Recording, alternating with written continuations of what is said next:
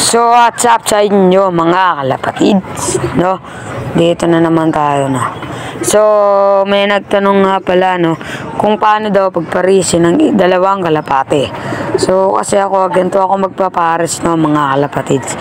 So, kapag magpapares nga pala ako, kailangan may divider. Kasi, kung walang divider, bubugbugin ng kak yung hen. Lalo na kapag yung kak ay may dating kapares, no.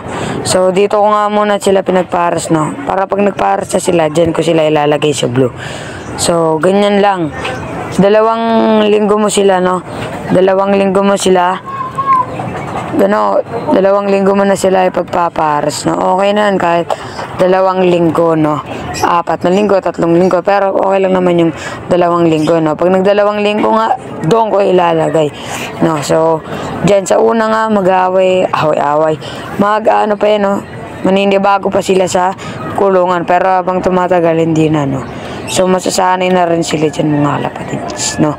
So, kaya nga pag nagpares na nga tayo, no, dyan ko ilalagay sila. Tapos, ito namang kak natin, no, okay na yung kondisyon at ito namang batik-batik na tong green cell na to, no, is kondisyon pa natin kaya mapapatagal pa ata ng 2 buwan, 3 buwan, 4 na buwan. So, ganyan lang.